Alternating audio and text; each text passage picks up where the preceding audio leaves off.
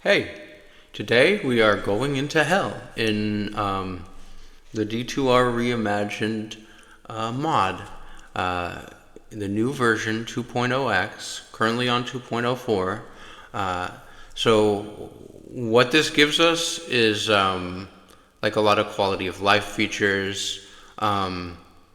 Specifically in 2.0, we've got new difficulty scaling and a couple even new quality of life features. But so the mod overall, its goal is to be both familiar and new.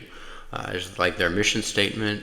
A lot of quality of life stuff. Right, expanded stash and tabs, stackable rune words, a charm weight system so you can actually enjoy your expanded stash and tabs. New unique sets, rune words, and we'll go more into the expanded difficulty scaling. Well, you're gonna see it, I think, because this is gonna be my first time in hell. This is my first character as a paladin running through in this. It's basically, imagine it's like the start to a new season in like ladder. It's basically effectively a new ladder season. So I am running a holy fire build with full synergies, full conviction. Only two sources at the moment of holy fire on items. We'll be aiming for 3 to 4, but we're not quite there yet. The build itself is basically, max block, a little bit of stir, the rest into Vite. Kind of classic, right? One thing to note in this mod is that the res penalty in Hell now is actually minus 120 per, rather than, what is it, by default, 75? So, yeah, we've got a little bit to pay attention to. So, Nightmare Terror Zones actually got us a decent chunk of high runes, which is one of the new things in this mod. So we were able to make ourselves this nice little dragon helm. For our jewelry, we've got 3 rares. They're not bad. They fill in some gaps that we've currently got, like Life Leech. But the real winner here, the real star of the show, is actually the poor man's Raven for us. Having Cannot Be Frozen on jewelry, as you know, if you've played any D2 in the past, you know it is extremely good. So on our chest, we've got the Flame Rune Word, which is new to this mod and quite powerful for a character like us. Gives us our second source of Holy Fire on gear. We've got Goblin Toes and a random new set IAS-ED gloves, just to kind of give us a little bit of crushing blow and make sure our IAS is still capped. But if you look at our weapon, the Whisper Knout, another new rune word, it's very fast and strong.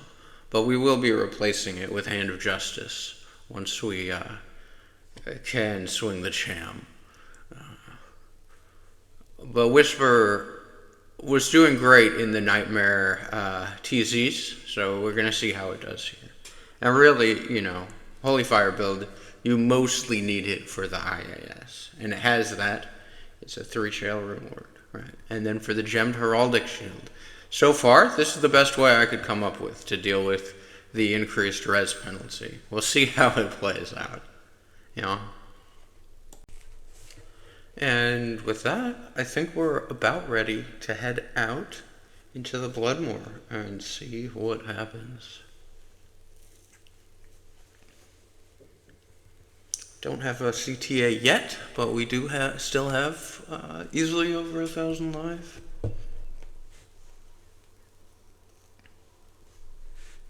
We'll go over charms in a subsequent video, I think. Charms are basically their own topic in this mod.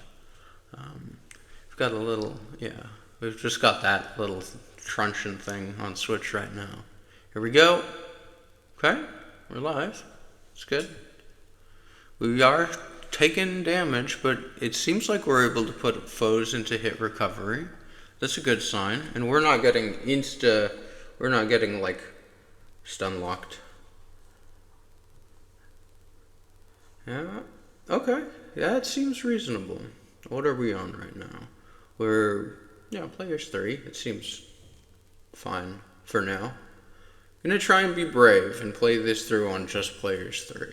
See how it goes. It does feel a bit like Rocket Tag,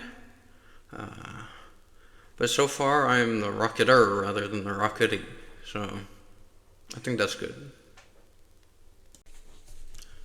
So one of the things you may have noticed as we were mousing over the gear, or at least most of it, the pieces that I expect to hold on to for more than a hot minute, is the item upgrade system. We've got item upgrades on a few of our pieces of gear, mainly to help us hit res cap or close to res cap at the moment.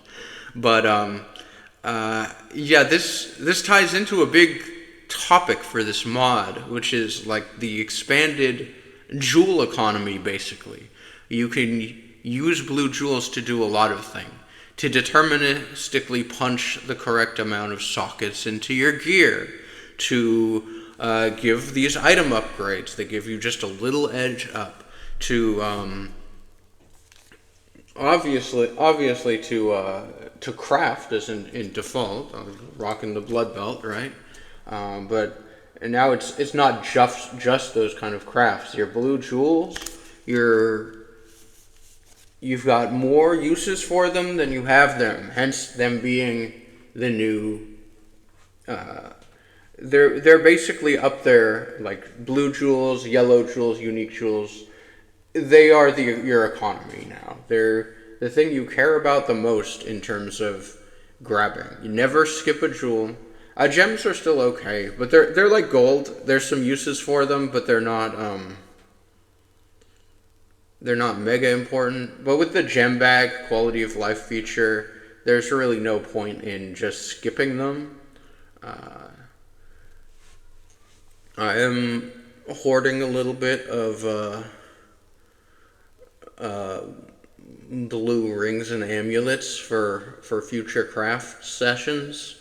And I do, one fun thing about this mod is because there are new sets and new uniques, you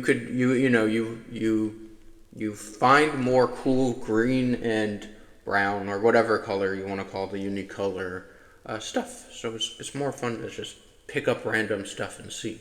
It gives you, if you're a veteran of D2, if you've been playing this game in some form over the last 2 decades, it's cool to have new and really cool and well thought out uniques and set pieces.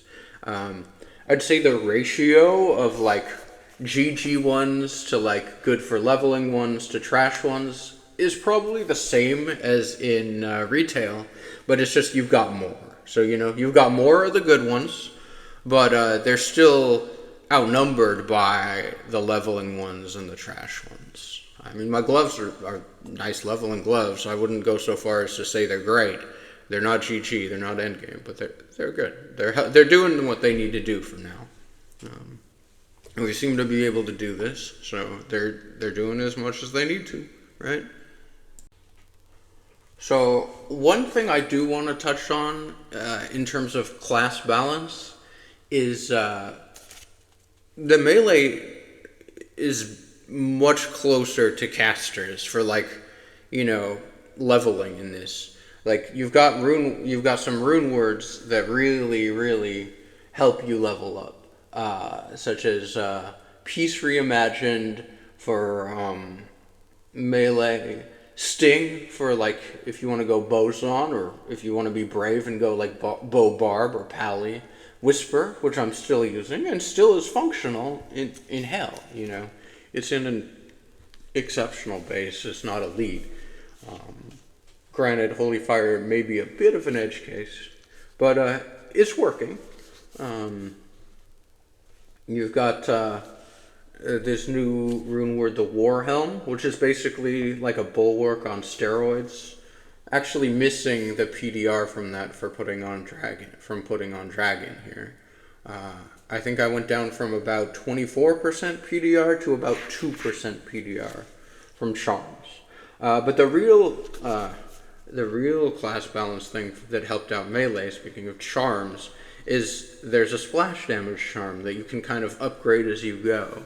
And it does give you a penalty to your damage, but it gives you this sort of nice little nova of splash damage.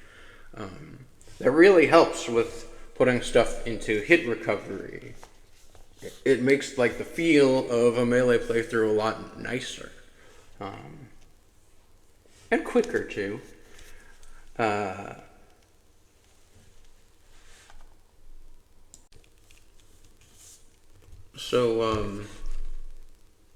On top of some of these nice new rune words and charms for leveling, we were able to just sort of fill in the gaps with random items. We tried to make ourselves a friendship, which is also a new rune word, but put it in the wrong base. I think you gotta just do it in something like a flail. You know, the mace quote-unquote class issue is still an issue in this mod, as it is in retail. Yeah, we filled in our gear slots with stuff like Sanders gloves, Saigon belt. We were rocking a hustle chest for a while. And there's other little rune words too. I think we've got a prayer aura chest on our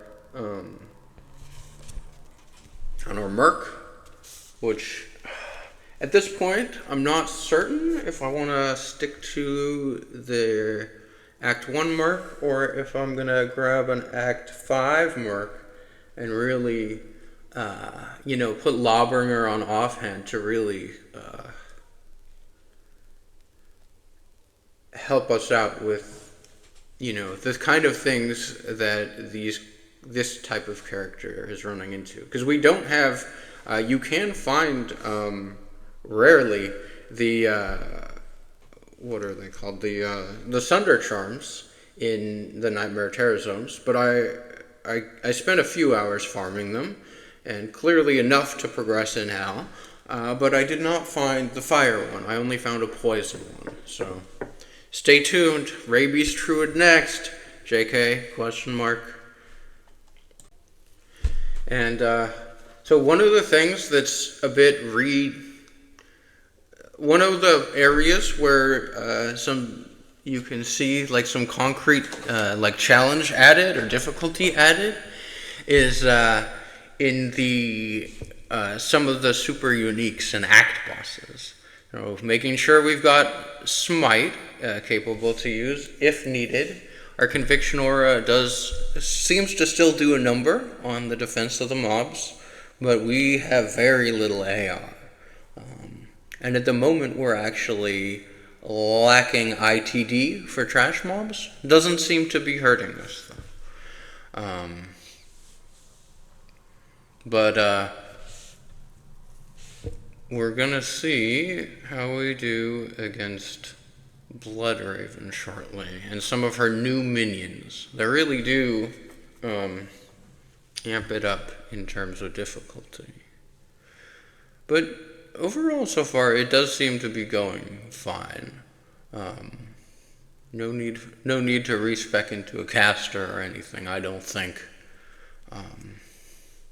Which is good, because every ladder reset in this game, you play a caster. You play probably a Blizzsork, or maybe a Paladin, and or maybe a Trapson, right? These are the ladder starters. I mean, I guess you might go Lightning LFs on, but basically Blizzsork at the start of a new ladder. And one of my favorite things about this mod is that you don't have to go Blizzsork when you're starting out.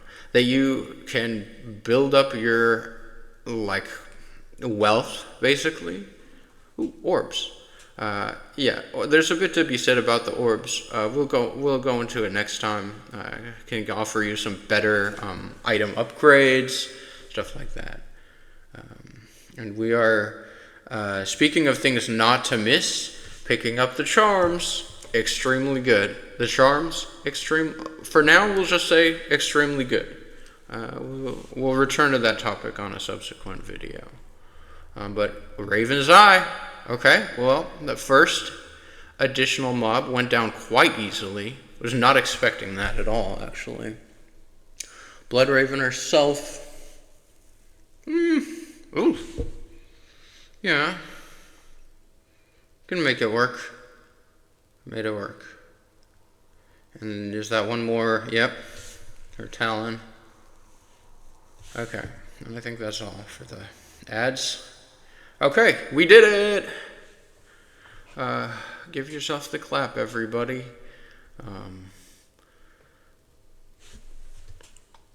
We just defeated Hellblood Raven.